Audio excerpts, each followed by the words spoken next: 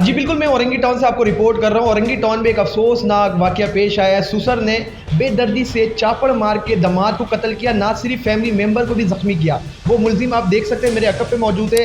औरंगी थाने पे हम मौजूद है। यूसुफ मेहर हमारे साथ मौजूद है।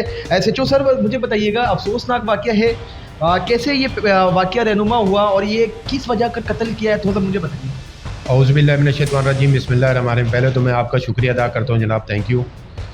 ये अनवार अहमद, ये मुलज़िम जो एक्यूज़ आपको नज़र आ रहे हैं, ये हैदराबाद में चूड़ी का काम करते हैं और हर 15 दिन के बाद जहाँ इनका रेंट पे मकान लिया हुआ है वहाँ पे अपने घर पे आते हैं। तो इन्होंने अपनी बेटी की शादी, लव मैरिज पसंद की शादी 1 साल कबल की थी, 1 साल पहले की थी। तो इनके दामाद ने इनकी बेटी को 2 महीने पहले तलाक दे दी थी, डाइवोर्स दे दी थी। तो उसके बाद से जो है इन्होंने मना किया कि भाई आप आज के बाद जो है, जब तक मेरी बेटी आपके पास थी तो ठीक है, जब आपने इसको छोड़ दिया तो आज हमारा और आपका ताल्लुक़ ख़त्म हो गया। लेकिन इसके बावजूद ये इन्हीं के घर पे रह रहे थे और इनको ये नागवार गुज़रा। ये हैदराबाद से आए, इन्होंने स्टिंग ली, उसमें नींद की गोलियां मिलाईं और जब ये घर पे पहुंचे तो इन्होंने सबको वो पिलाकर, जब वो नीम बेहोशी में चले गए तो बकरीद में जो टोका इसके गोश्त काटने वाला पड़ा था उसके साथ इसने दामाद की गर्दन काट दी।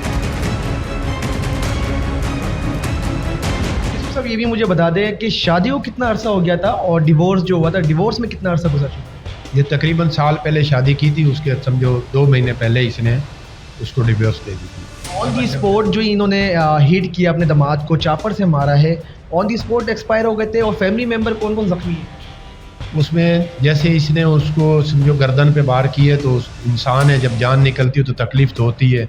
उसके शोर से दूसरी फैमिली भी उठ गई उसको छुड़वाने के लिए। तो दूसरा एक इनका बच्चा भी ज़ख्मी हुआ और बेटी भी इनकी छुड़वाते हुए ज़ख्मी हुई, लेकिन वो on the spot he expire हो गए। इनका ताल्लुक कौन से शहर से है और कराची में कब से रह रहे थे ये कराची में इस मकान के अंदर 20 दिन से आए हैं रेंट पे। इससे पहले पीछे गली में रहते थे और अक्सर जो है ये काम हैदराबाद में चूड़ी का करते हैं, क्योंकि वहाँ चूड़ी की फैक्ट्रियाँ वगैरह हैं, इस वजह से वहाँ हैदराबाद में काम करते हैं। पुलिस को कब पता चला था और पुलिस जब पहुंची है तो पहुंचने के बाद अपने आंखों से क्या देखी थी पुलिस? पुलिस जैसे पहुंची तो इसने अपनी तैयारी की हुई थी, अपना सामान वगैरह निकाल के जैसे ये जाने के लिए तैयार था तो पुलिस मौके पे फ़ौरन ही पहुंच गई, जो करीब मोबाइल पेट्रोलिंग कर रही थी। उसके बाद मैं बज़ाते खुद भी पहुंच गया, बाकी पुलिस कार्रवाई वगैरह आ गई। कितने बजे का वाक़या है, कौन से दिन का वाक़या है?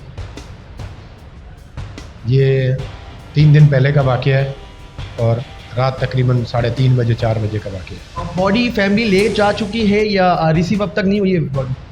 उसके बायोमेट्रिक वगैरह से एड्रेस वगैरह ट्रेस कर रहे हैं, जैसे ही ट्रेस हो जाता है तो उस बॉडी उनसे रब्ता किया जाएगा, क्योंकि लव मैरिज है। इनके पास भी उसका एड्रेस वगैरह नहीं है।